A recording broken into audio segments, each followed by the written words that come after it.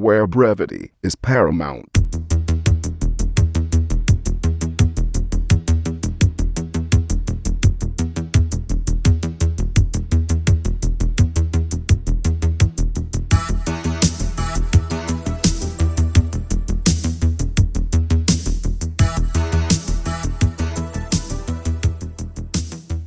Hello and welcome to episode 24 of Chet and John's Reassuring You Finite Gaming Playlist. My name is Chet Roivers, with me is John Denton. Chop busted, fellow adult. Chop busted. Okay, over the next 40 minutes or so, John and I are going to go through two top 10 lists. One's mine, one's his, and they are the 10 games we've been playing over the past 7 days. Number 10 is the game we've been playing the least over that time, and number 1s are the games we've been playing the most. So yeah, John, go ahead, number 10. All right, my number 10 is Spelunky, but not the Xbox version. Today they convert. I say today, a day in the time that we're recording this is the day that they converted it to HTML5, so you can just play it in a browser now, which I actually thought you could do before, but it turns out I'm an idiot, but we knew that anyway. And yeah, it's nowhere near as good as the Xbox version, but it is the same game that you can just play. It loads in about 10 seconds, and you can just play it in your browser. So that's pretty cool. But yeah, it's nowhere near as gleam as the Xbox version. Doesn't have the gleaming weird music, doesn't have the nice graphics, doesn't really have any. I don't think it has any sound. So yeah, it's not as gleam, but it's still gleam.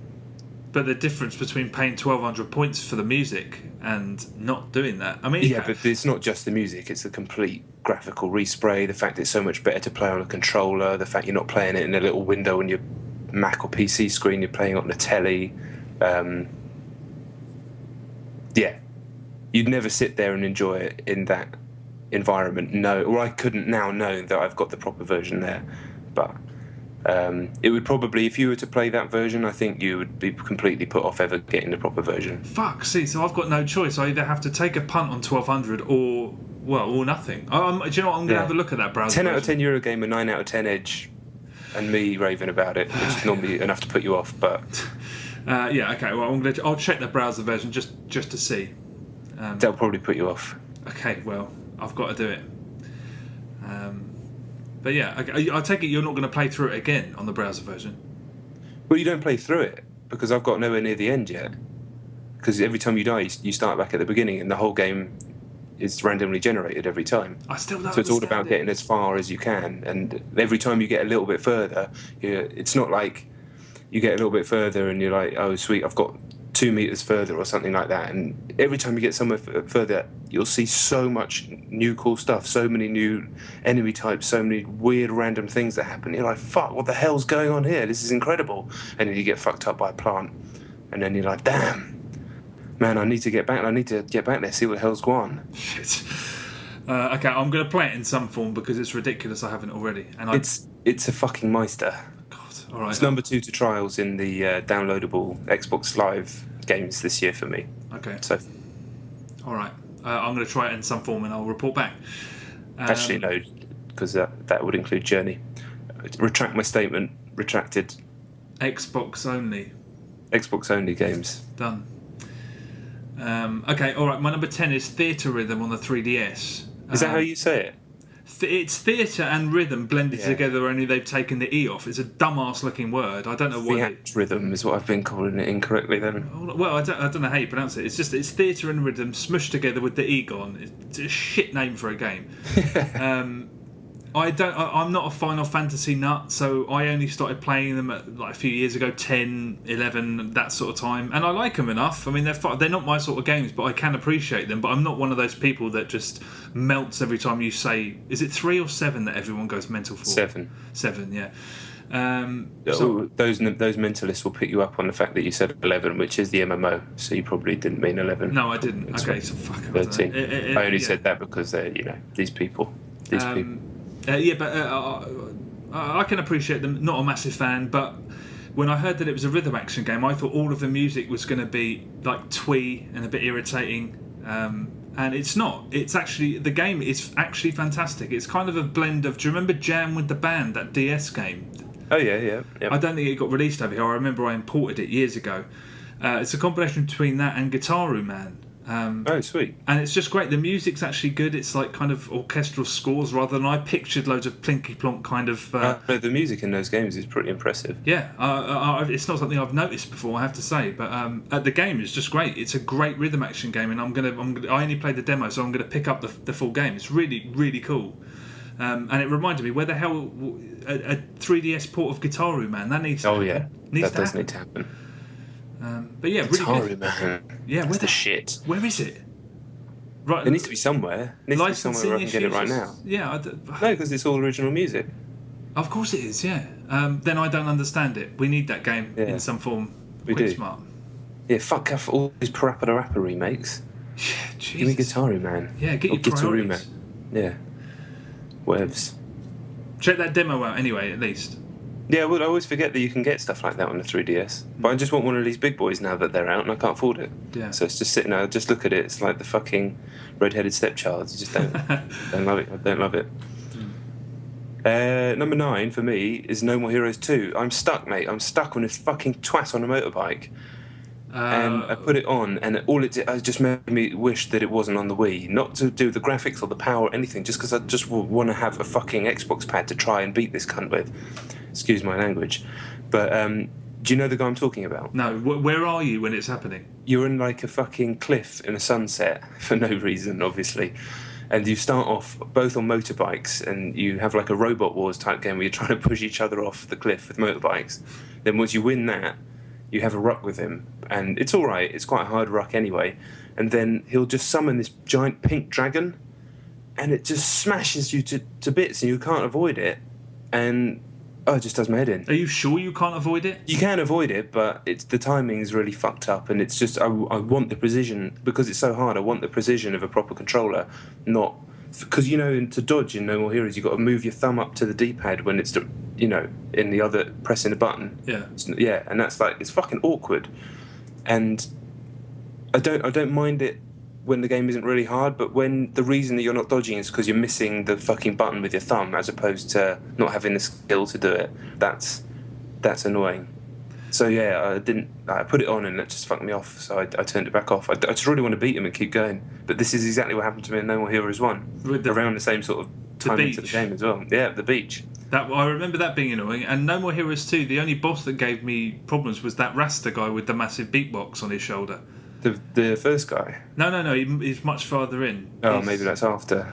Yeah, I don't even remember that, but it didn't give me any grief, whatever it was. Oh, well, aren't you fucking special? Yes, I am. Well, don't. No, I won't. I'll do it. I'll do it. And you'll probably realise that was an incredibly easy solution to. I've already looked at GameFAQs and it says it's shit. Okay. When you say GameFAQs, what is it? FAQS? Yeah. Oh, okay. Is that not what you call it? Is that not? Well, I suppose that is what you call FAQ. it, but I just always say FAQ. But I'm an idiot. I've called it that since the 90s. Fair play. Okay, right. My number 9 is Miasma 2: Freedom Uprising on the Xbox 360. Is that some sort of shooter? No, it's an Xbox Live indie game, and right. it's a sequel to something. Whether the first one was on, yeah, but I don't know whether that was on the Xbox or it was on PC or whatever. It's really it looks quite cool. It's an Advance Wars style grid-based strategy game, but you play this kind of James Bond secret agent figure, and there's a lot of stealth. So you move around these squares, and you have to kind of hide behind cover when they're patrolling, and then you have to use this invisible camouflage you've got, and you have to do quiet assassinations, and it looks really cool. The sound design's great as well. Really cool sound design, really good music, but it's an Xbox Live indie game, and I've said this before, but they're so hamstrung by the fact that they have that 10-minute trial period, because once again, the thing came up, do you want to buy this or do you want to be booted back to the dashboard? Came up before I'd finished the tutorial. Right. And it's just such a shame, because some of those Xbox Live indie games, they have, all they need is 2 minutes and you know whether you want to buy it or... This needed a bit longer than that. And it's, the guys on the App Store who develop games for the App Store, they have the right system in place. They can make the trial half the game, or they can make the trial really, really inordinately short. But that choice is important, and the fact that the guys on the Xbox Live indie game space don't have that is a real shame, because again, it came up, do you want to buy it? And I'm like, well, it could be terrible after this. I mean, I know it's only 80 points, but when you're put in that position immediately, buy or don't buy, it does look really cool, and anything vaguely similar to Advance Wars, I'm all over. So it's on my hard drive. I might go back to it. That sounds quite cool. It really is quite cool, actually. Yeah. So I should really just fucking buy it, but I'm an idiot. Right. Do you know what's not quite cool? Go on. A Polymorphous Perversion. What? On the PC. This is a game that was recommended by one of our listeners. If you want to recommend a game that you think that we should play, just hit us up on the Facebook page. Just type in Chet and John in Facebook, you'll fucking find it. It's easy. Or like us on the website, findoutplaylist.com. Anyway, this is a game, oh god, it's really hard to describe. It's like a 2D PC indie game that is about Freud's early teachings about sex and children. But, I mean, it says it's about that, and it has Freud quotes in it. You wake up, you're a little pixelated man with a hard-on, and you go around fucking girls, and when you fuck them, it turns into like a Pokemon / Final Fantasy turn-based battle system. While, you know that song that's like, meet me at the hotel and meet me at the hotel, and that song. That song plays in the background. And yeah, you just press, like, you got your list of attacks, fuck, hit the button, and it goes, and then you win. And then sometimes you get exhausted, and then you go in another door, and some girls were lesing off. But they're just pixels. And then some man said that I wasn't experienced enough, and I was like, I don't really have enough time in my life to play Polymorphous Perversion anymore. Was the music amazing? The music, when you have the battles, is funny, but the rest of the music, it sounded like you're on a train, which was horrible. I don't want to sound like I'm on a train. But, Polymorphous Perversion. If you want to play it, it's free. Just type it into Google, I think. And you'll find it. I think it's. I remember I went to try and download it, and it's PC only, isn't it? It's not Mac. Is it? I didn't check, but yeah. Yeah, I had a look, but yeah, no. All You're right. not missing out on much, really. But thank you for the recommendation, and always welcome more, especially in these dry summer months where there's not much chunky stuff out there. Indeed. Okay, right, my number 8 is Avatar Deathmatch on the Xbox 360. It's another it's another Xbox Live indie game.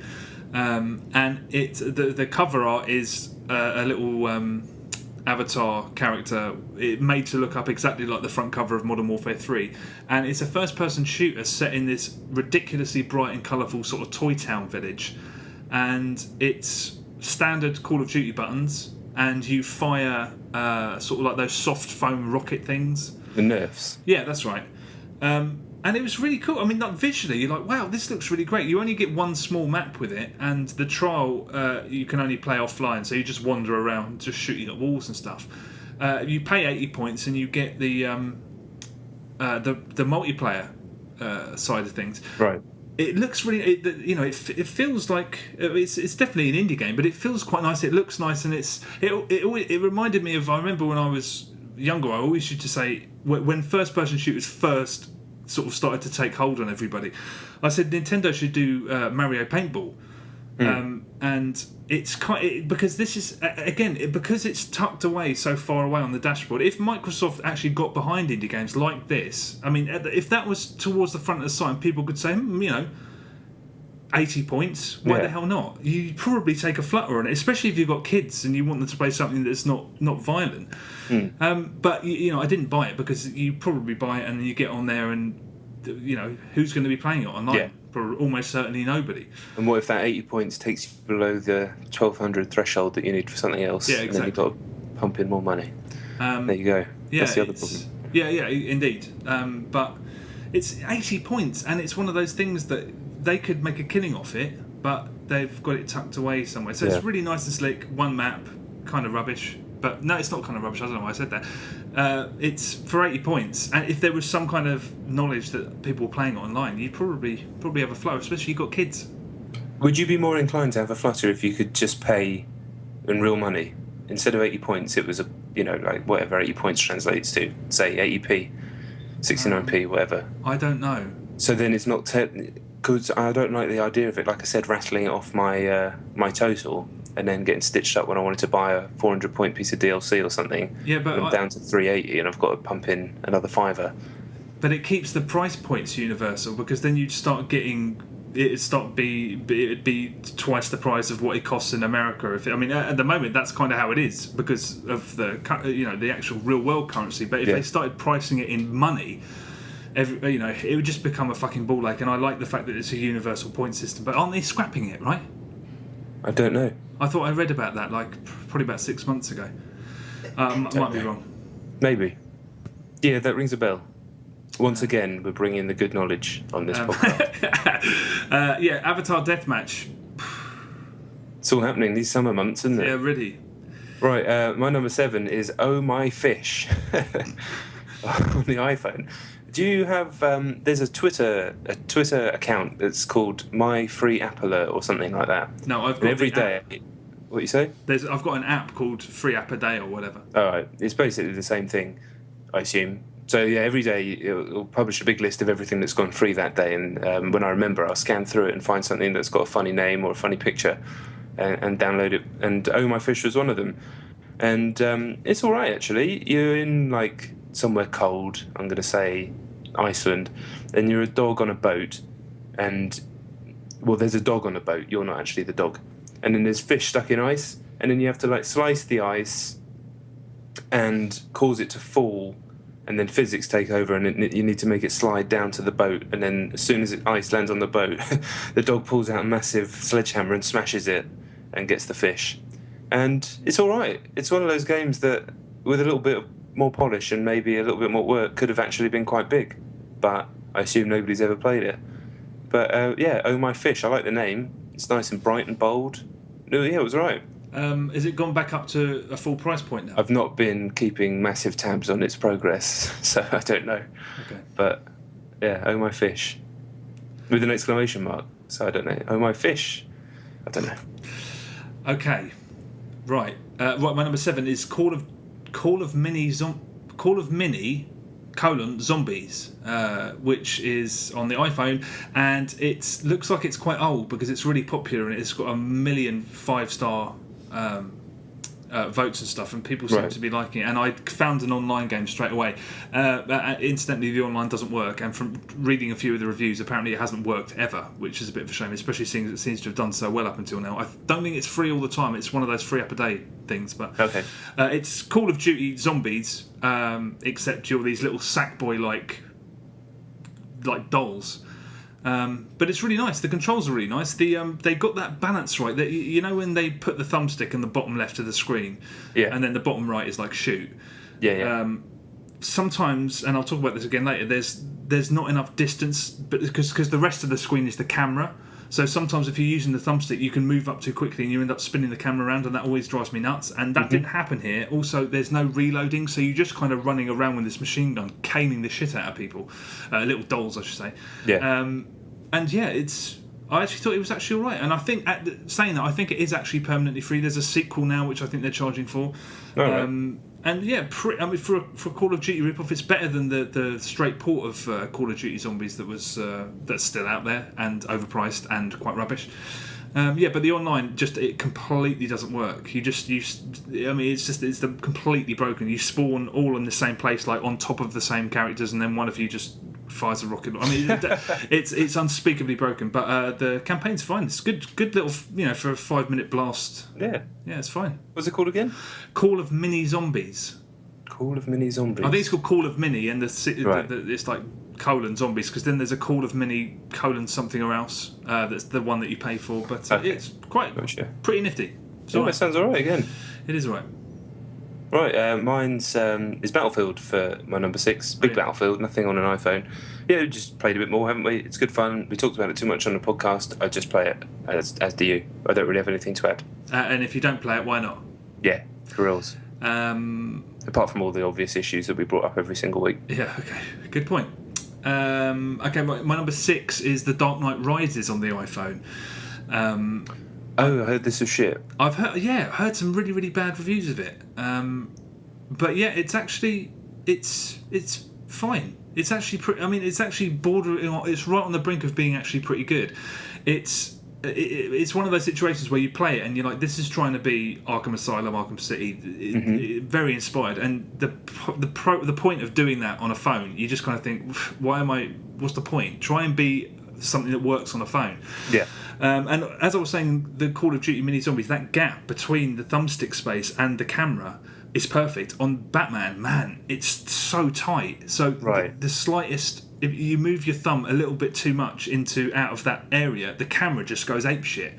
And that's something you, at first, because I played it for a bit and I was like, this is bollocks, I'm not going to play it anymore. And my girlfriend, who apparently thinks more of the game than she does of me, got really, really pissed off. And she insisted that I play it again. I mean, she like absolutely loves it. And I did play it again, and you do get used to it. It's very, very simplified, obviously, but the combat, when you're in the middle of three guys and they're all trying to fight you, you just end up hammering one button, and if one of them comes from behind, there's not really a counter button as such, you just kind of have to... It's button bashing. But you can use the environment a little bit. It's actually okay. Whether it's worth a $5, I don't know, because I haven't played enough to know whether there's enough content there. Yeah, I think it's $4.99. It's doing really well, but it would because Yeah. But we also my girlfriend played it earlier on the iPad, and we stuck it on the Apple TV, and the frame rate was horseshit, but it looked really slick. It made me think about that the upcoming Android console, whatever the hell, the Kickstarter thing, whatever it's called, the Ouya or whatever.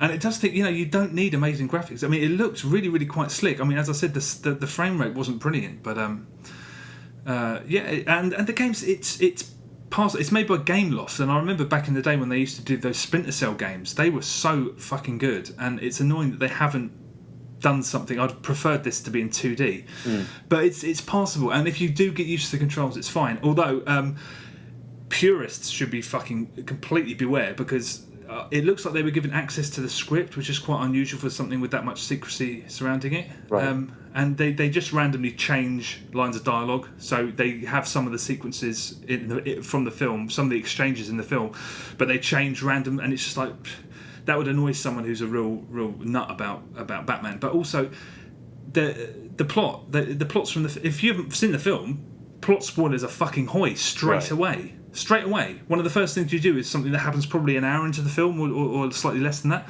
And even when there isn't plot from the film, you'll get Alfred come up going, bloody hell, Master Wayne, do you remember that thing that happened? And he'll describe something that happens in the film. You're like, Jesus. If you haven't seen the film, it spoils the whole fucking lot. Shit. If you were a Batman fanatic and say you had to wait for your IMAX tickets 2 weeks after the game came out, and you were waiting, you were just so, this is a way to sort of, you were so anticipating it that you thought, I'll get the game.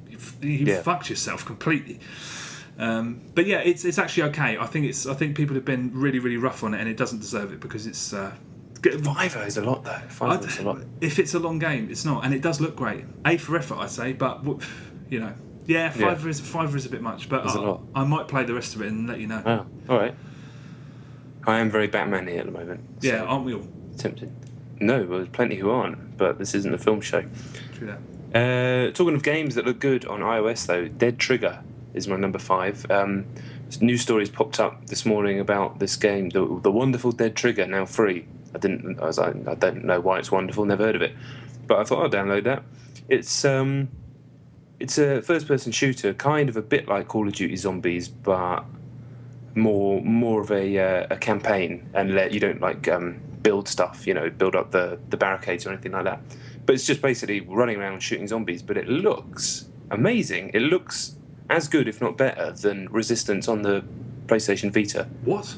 Yeah, it looks fucking incredible. I assume that you need a 4S or a 4, or the latest iPad to get it to run. But yeah, I couldn't believe how good it looks, and it plays quite nicely. It has the same thing where you've got the fire buttons on the right and the camera. It's a little bit tight, but it compensates for that by you don't have to be that accurate when you're shooting. If you're off, if you're off to the top right a little bit, it still gives you the headshot. It's more about judging where the zombies are around you. You have a little radar and just blasting them, and there's shitloads of zombies, and when they come up close, sometimes they grab you and you get a quick mini game where you have to jab the screen, and for a freebie, it was really impressive. if for no other reason, go, damn, my phone is pretty damn powerful. Is it permanently free now, or is I this don't just... know, but this was as we're recording today, so it will still be free now if you want to get it. Dead Trigger. I'd imagine it will still be free in a couple of days when this goes out as well. But yeah, it's worth getting. It's got it must be made in some other country as well because it's got some funny spelling errors when you succeed. It says congratulations with no S. But yeah, Dead Trigger's right. Okay, I might check that. Actually, no. Do you know what was that on Eurogamer earlier today? Yeah. I downloaded it already. I haven't looked at it yet. Oh well. But I will. You go. Done. Okay, my number 5 is the Wrecketeer on the Xbox 360. Did you play any more of it? No, I don't have the room. You don't I have to move house. Yeah, it is. I mean, I had to be very creative with my living room because you do. I've never had a Kinect game say you need that much space.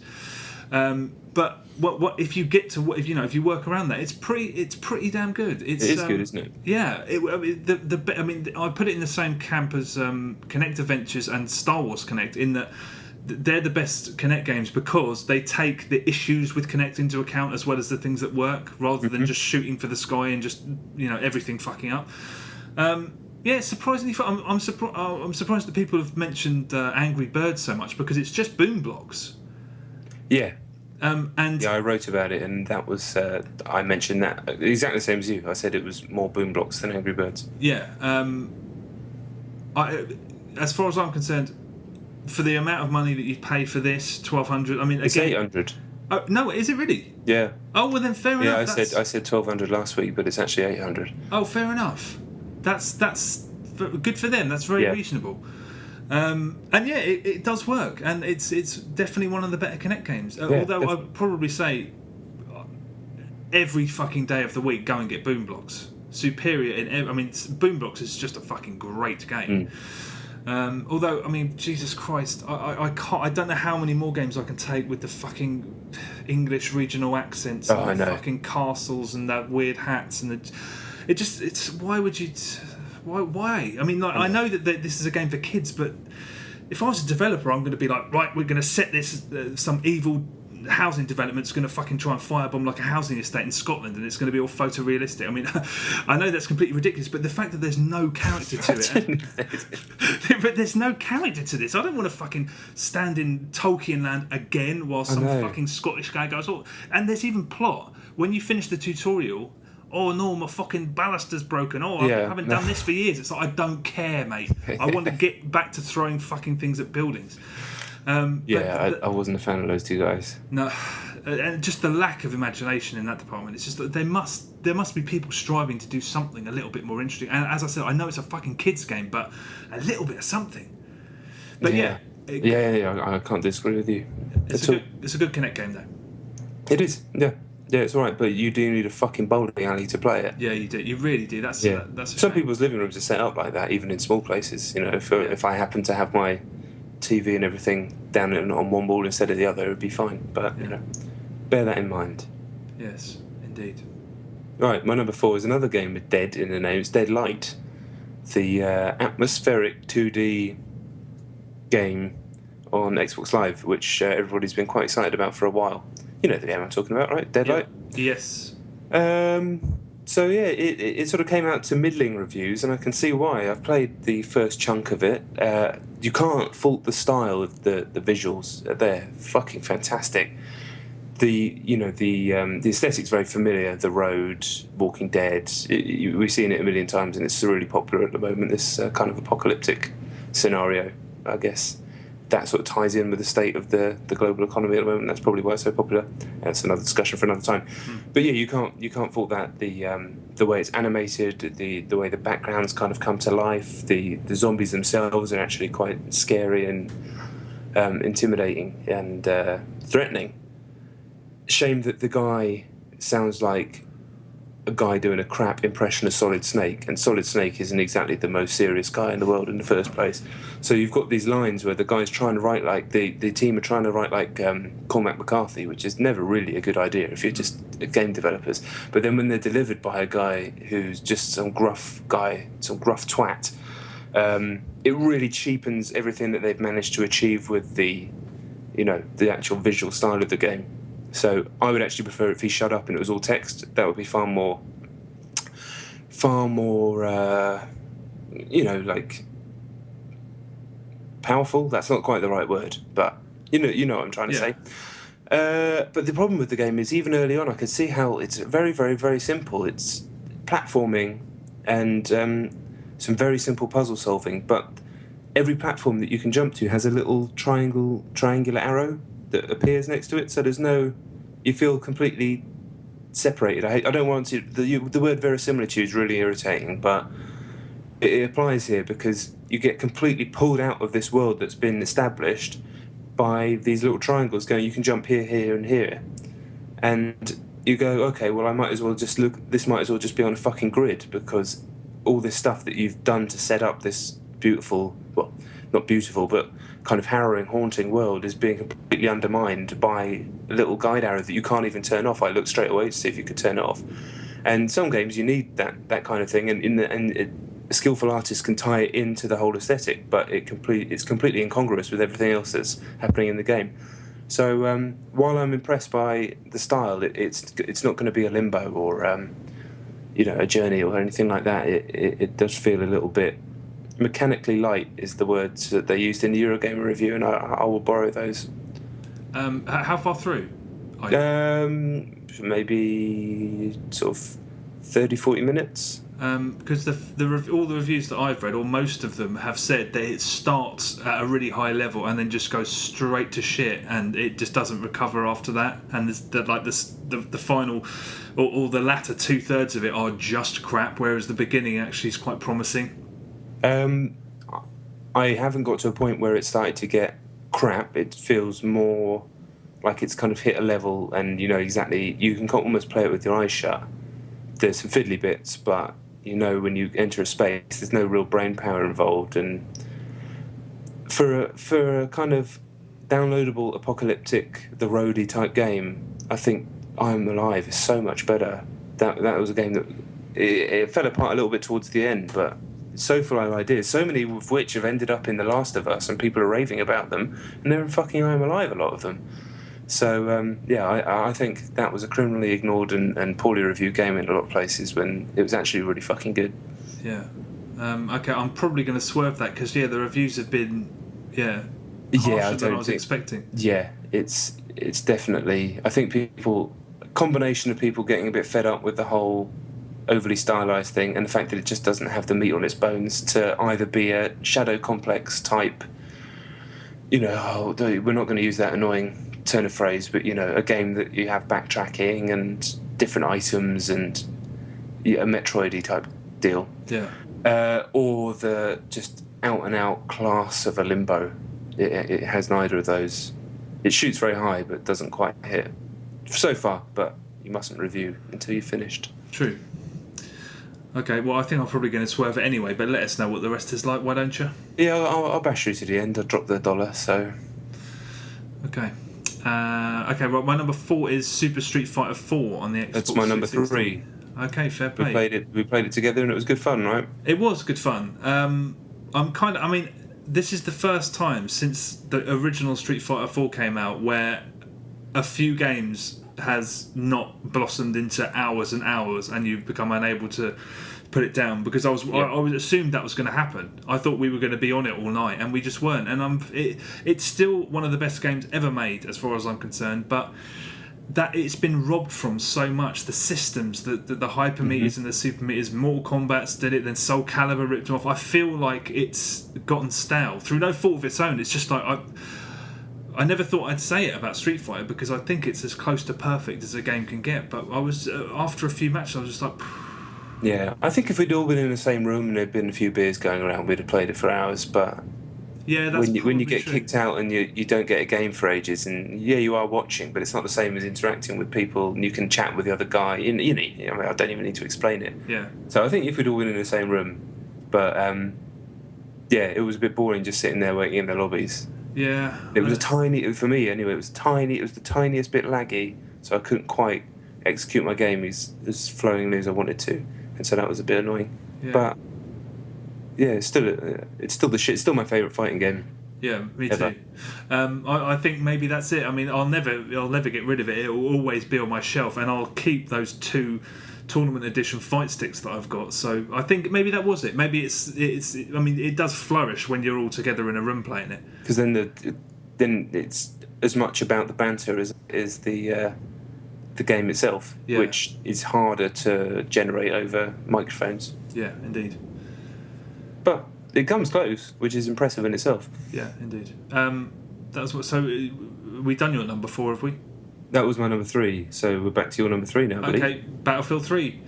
Not much to say. I had a game the other. It's reminded me how much I like rules, and the fact that Battlefield 3 offers you the opportunity to tinker with the rules is brilliant.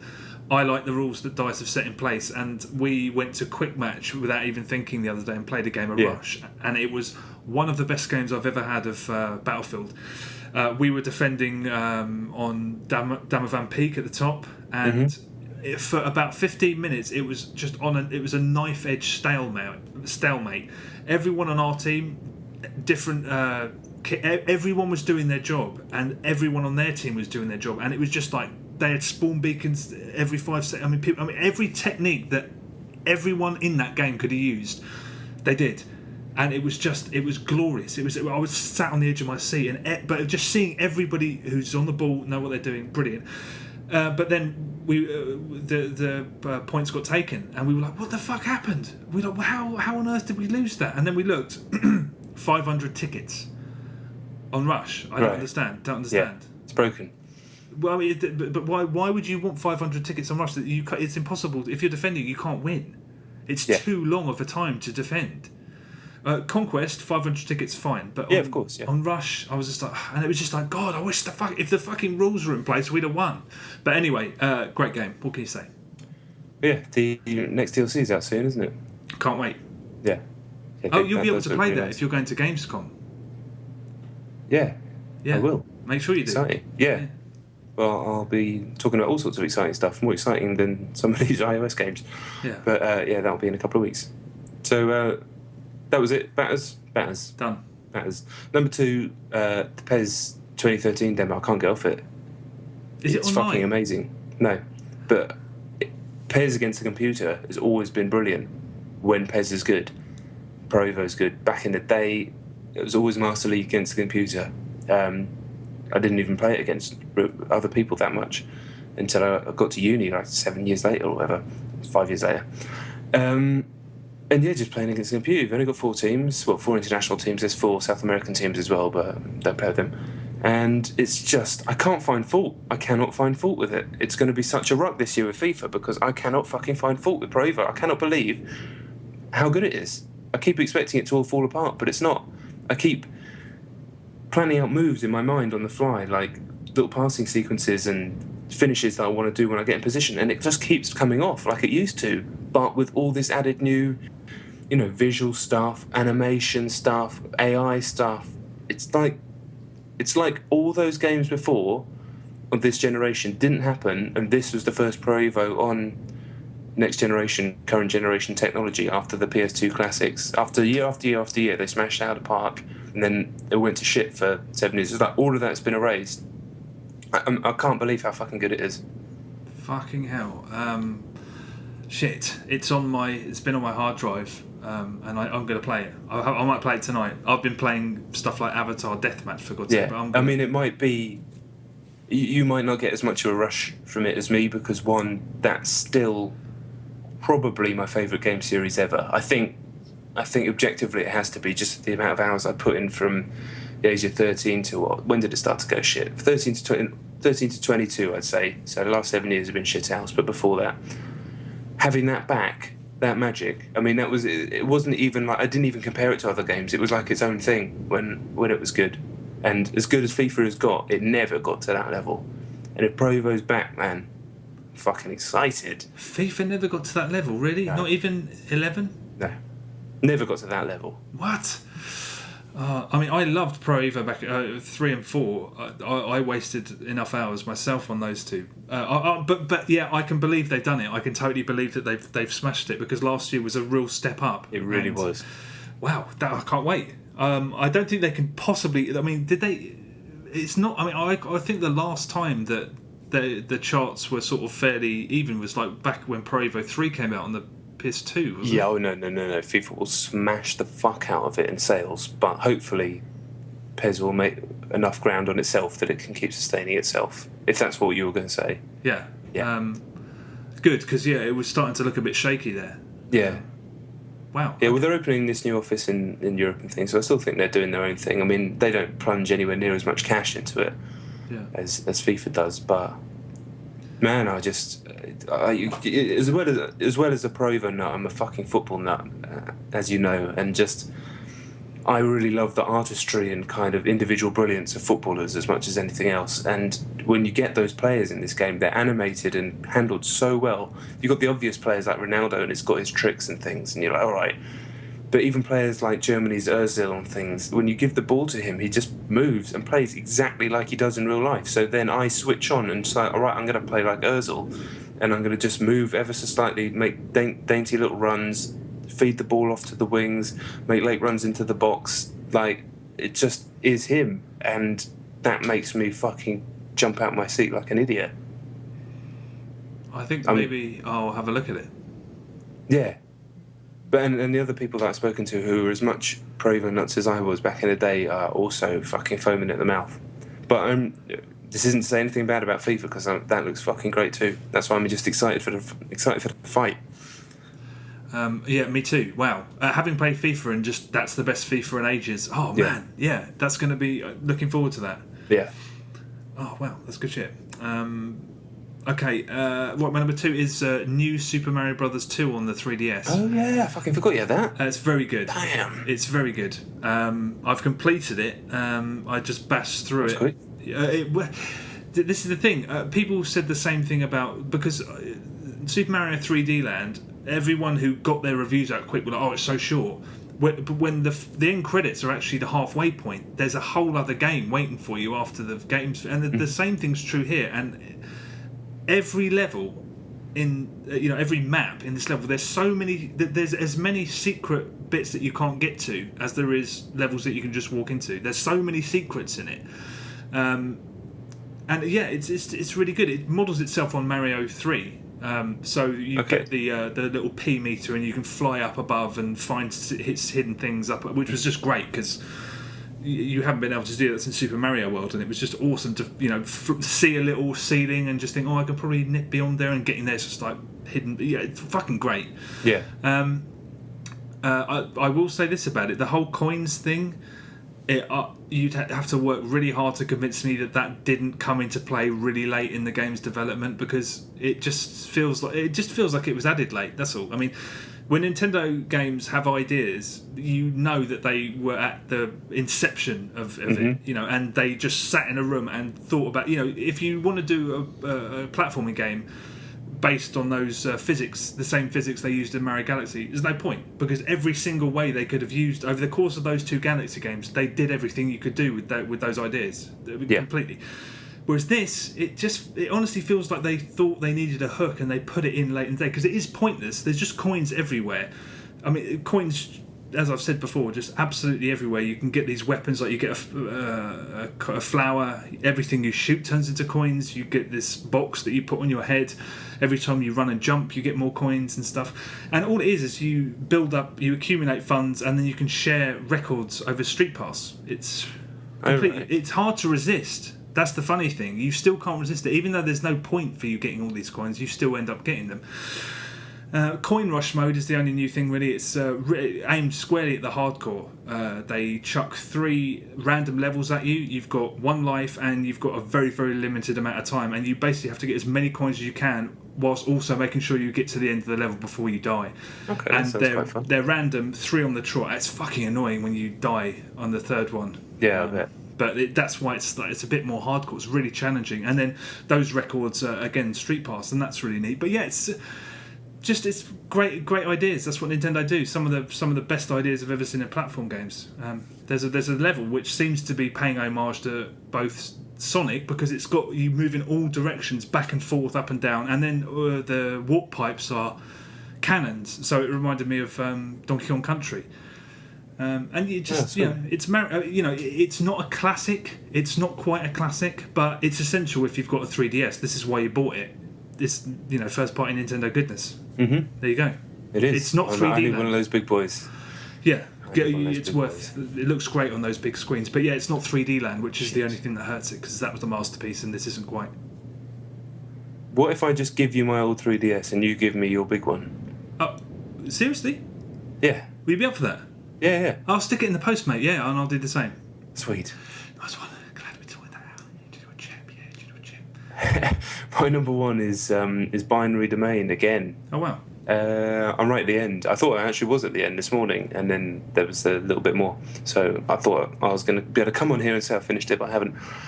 It kind of lost me a little bit towards the back end of the game, but then the story's picked up right at the end, so I'm kind of involved with it again. And it's one of those games where it's really hard to... when you read too much about something before you play it, it can be really hard to kind of have your own natural... genuine opinion about something, because it's kind of clouded by so much you take in. And I've always been such a fan of criticism, whether it be games or films or anything, that I can't help but have my opinion clouded a little bit when I read too much. I don't know if you're the same as me in that one, but so much positive stuff was written about the game, and I'm such a fucking fan of Gears of War that when I see people saying that it's better than the Gears series, it just fucks me off really, because mechanically those games do so much more than anything that happens in Binary Domain. But that's not really Binary Domain's fault, and I shouldn't be mad at Binary Domain for that reason, because it's a nice shooter and it has a cool story, very well written story. The incidental dialogue's not very well written, but the actual cutscene proper story stuff is. And the twists and turns and ups and downs have all been really good, and some fun characters, and that's had a lot more than you can say for most action games. Yeah. And I'm looking forward to getting through to the end of it. It did get a bit middling and meandering for a little while there, but it has picked back up right at the end. And I just kind of wish that I played it when it came out, when I had less clouded opinions and I wasn't thinking about different people's voices and what they said, and do you ever get like that when you play a game later on and you're thinking, well, this person said this, and or so that happens with me with films as well? Occasionally, yeah. I mean, you do tend to sort of you end up taking all that into account, and that ends up hurting what you think about it. That's why I try and read absolutely nothing about anything like that. But Binary Domain is very... you can compare it to Spec Ops: The Line in that it's inherently generic, but the story... I thought the story in... and just the way it was told was really, really great in Binary Domain. That's why it should be celebrated. But yeah, people have gone way overboard because it isn't better than Gears. No. In terms of gameplay, but still, I remember just being blown away by how engaged I was with the story. Yeah, I'm totally engaged with the story. I'm looking forward to... I'm probably going to finish it off right after this poddy, but... I want to see what happens, and I'm always, if a game can get me to think that I want to see what happens, then it's done a lot right as far as I'm concerned, because the mechanics have to be good enough to make that worthwhile as well, and they are. But yeah, it's difficult to switch those voices off when you're playing something, because you interact with so many other critics and you read so much on Twitter, and I love reading reviews and other people's work, so yeah, it can be hard to switch that off, but it's not the game's fault. Yeah.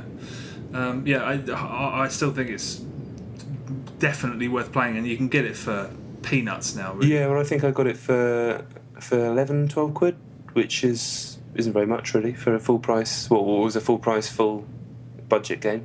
Yeah, 11, 12 quid, and it only came out fucking 6 months ago. Yeah.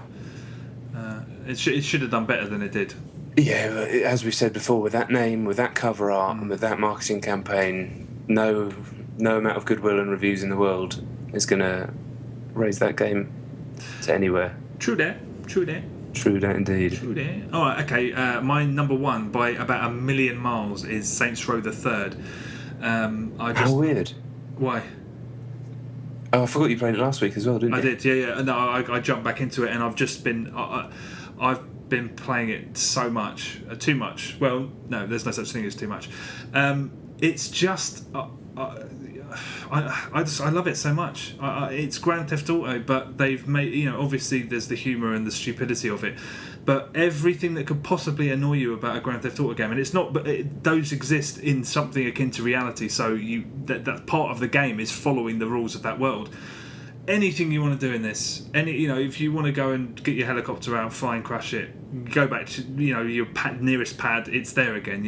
Just stuff like that, and it made me laugh so much the other day. I mean, I was just in tears, and it sums up why I like it so much, because I was in this mission, but basically I've done everything, all of the side missions, all of which I think are fun. I've completed all of them, and the final set of missions, which are just basically horde missions, have opened up, and I was doing one of those, and I'm not going to at one point the other day I was like, I think I'm going to do something I've never done before, and I'm going to go all around the city and pick up all the collectibles, because that's how much I love this game. But I chucked that idea to the fucking curb quickly, because I'm not doing that. But I did this first horde mission, and I killed one of those brutes with the flamethrowers, and I picked up his flamethrower, and there was about shit that I was just getting, there's so many enemies on screen at once. I just toasted a fuckload of them. And there was like 17 NPCs running around in front of me, flailing their arms, going, ah, ah. I mean, it just sounded like the worst noise ever, and I just laughed. It made me laugh, the excess of it. But then I got flanked by a load of other enemies, so I started to die. So I started running away, trying to get away, hide behind a corner. And when you're carrying one of those heavy flamethrowers, you do this amusing kind of waddle, really slow waddle. That was amusing. I just was about to die, and I got around the corner. And they were still following me, so I went round. I was still running down the street trying to get around this next corner. And as I got to this corner, a sports car pulled up at the junction with a guy he looked like Prince in a purple jumpsuit, standing on the bonnet of the car doing the Kate Winslet in Titanic thing with his arms out. And honestly, I was in fucking tears, mate. That's the kind of shit that happens in that game. I don't know whether that was scripted. I don't know whether it was a glitch. But just you're about to die, running away, and then you just see that. I was honestly fucking laughing my head off. And I'm at the end now, and there's honestly, I think you should give it another go, because towards the end it becomes like a SUDA game. It really does become like a SUDA game. I've just done a mission where I'm going to get a boss in this computer mainframe thing. It's like Tron, but because you haven't got enough data, or a completely ridiculous jargon bollocks, you have to do it as a toilet. So you can do all of the moves, you can do all your wrestling moves as this fucking toilet, and then you go and fight with this gargoyle, and the humour and the complete weirdness of it, it's like a SUDA game. Then after that I was chainsawing people down in a wrestling match. All right. I think it's so good, mate. I mean, so good. That's not even. And also, they really do take time to for example, I said that I've picked, when you get to pick your voice at the beginning of the game, I picked the Jason Statham Cockney guy. There's a mission, a very, very late on mission, where you have plastic surgery and you pose as this colonel. And the whole way through, there's all these gags, because he keeps dropping Britishisms into. He's like, he keeps saying things, and he's just like, what? And he has to keep correcting himself. It's a really, really old comic conceit, but it was really funny. I was just like, fuck, they just put that in for the people that picked that guy's voice. And that was it's nice. It's, things like that are really nice. And although one thing I'll say, for the first time the other day, I was just like, come on, guys, come on. And that was when I did one of those pimp missions where you pick up a prostitute and then you pick up a client, and then you have to drive around avoiding the paparazzi until that meter goes up and he gets his rocks off. Yeah. But I did this one where you pick up a woman and you pick up a prostitute, and it's a woman and a prostitute, and the dialogue was just really lewd and unpleasant. All this stuff about fisting, and I was like, come on. I mean, it was just too much. It felt really sleazy, whereas the other stuff seemed a bit light-hearted and sort of jovial. But man, honestly, I love it. I really do love it. I think you should give it another shot, because when starts going weird... I think you might have sold it to me, Well, it's co-op as well. I'd go through it again on co-op. I don't know whether that'd hurt it, but... honestly, as it goes, full pelt weird. Yeah, I've still got my save and everything, so I can pick back up. You should. It's done. Shit. All right. Yeah. I do want to see some of that later on stuff. All right. Good. Sweet. That's it. Thanks for listening. Episode 24 is done. Check us out on the website at thefiniteplaylist.com. Like us on the Facebook. Follow us on the Twitter. And don't stop listening just because all we talked about was old shit. Next week it's going to be nout but new stuff, probably. Yes. There's going to be some banging new stuff next week, and then the week after it's going to be post Gamescom, and then we're flying to the end of the year. We're going Sizzler, and it's going to be fucking massive. So, thank you for listening as always. What else is there? Stitcher. Listen on Stitcher. Someone's got to. I don't know what it is, but we're on there. And, we love you all. Peace. Going Sizzler.